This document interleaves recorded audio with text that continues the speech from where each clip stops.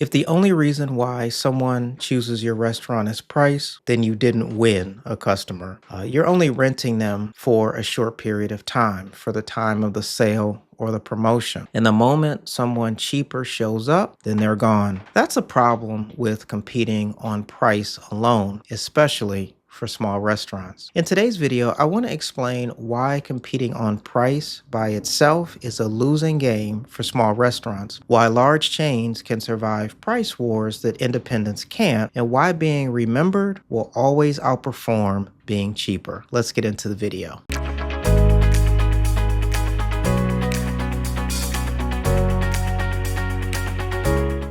All right, let's be honest. When traffic slows down, price feels like the most obvious fix, doesn't it? Run a special, 2 for 1, kids eat free, free dessert, give something away, run a sale. Lower prices, discounts, limited time deals. It feels immediate, it feels measurable, and it feels like action. It feels like you're doing something to solve the problem. But price is the most blunt tool in your toolbox. And in reality, it's the most dangerous one to constantly rely on. Here's why. When customers choose you because you're always cheaper, they learn one thing. Price is the only reason to choose your restaurant. Not quality, not experience, not comfort, not familiarity, not ease. And once price becomes the only reason, then guess what happens to loyalty?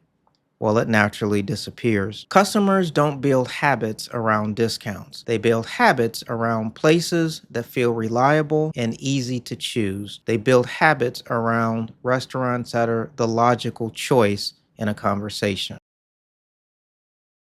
Now, chains can play this game and you can't. And here's why. See, this is a big part that gets overlooked in most conversations. Large chains are not competing on food price alone. They can often afford to discount food because food isn't their only source of profit. Chains offset food losses with things like high margin fountain drinks or large scale beverage contracts or supplier rebates. National brand sponsorships is another source of income.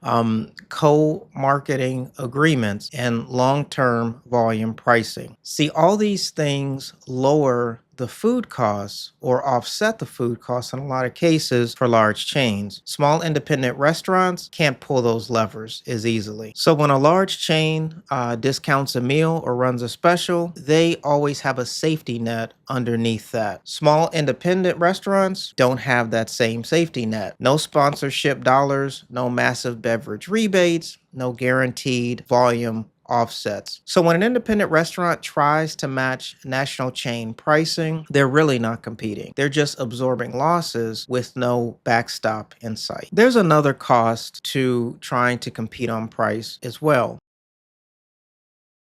Customers remember the deal, not the restaurant. Price creates short-term behavior, not long-term preference. When the promotion ends, the memory fades from the mind of the customer. And when someone else offers a better deal, the customer moves on without hesitation. That's not demand, that's just a basic transaction. You don't want to view your business as transactional. You want to stay in the mind of the diner. Okay, so what actually drives repeat visits in? Well, people don't return to restaurants because they were the cheapest. They return because the experience felt comfortable. The decision felt easy. The outcome felt predictable. The restaurant felt familiar. That's memory at work in the mind of the customer. And memory is what creates default behavior. Memory creates habits for your diners.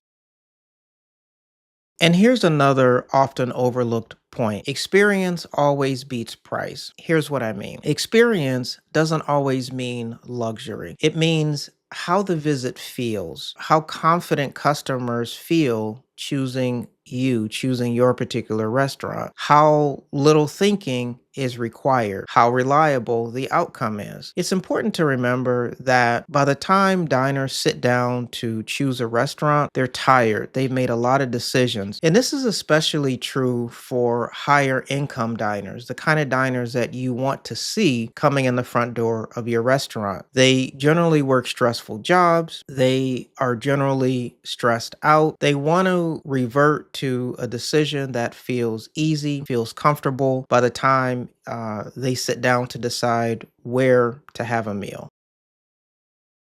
Okay, so small restaurants can't win by being cheaper. They win by being remembered. They win by being familiar. They win by being consistent. And again, they win by being easy to choose at the moment of decision. Well, what does that mean? Well, that really means that you have to focus on clarity instead of discounts. You need to focus on presence instead of promotions. You need to focus on experience rather than trying to match prices. Visibility protects demand. Price erodes it. The hard truth is that price competition doesn't build loyalty. It builds expectation. It builds entitlement. And expectations around low price are the hardest ones to escape. It's very difficult to break out of that trap once it's set in the mind of your customer. Once customers see you as the cheap option, it's very hard to become anything other than the cheapest option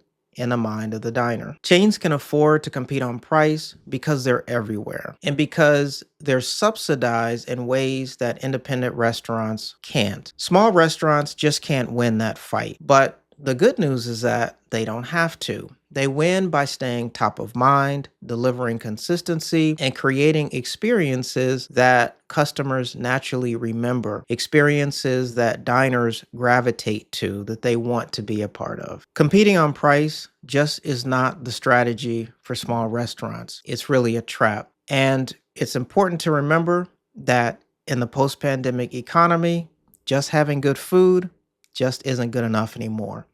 And if nobody walks on the front door of your restaurant, nothing else matters. I'm Donovan Garrett. Thanks so much for watching, and we'll see you in the next video.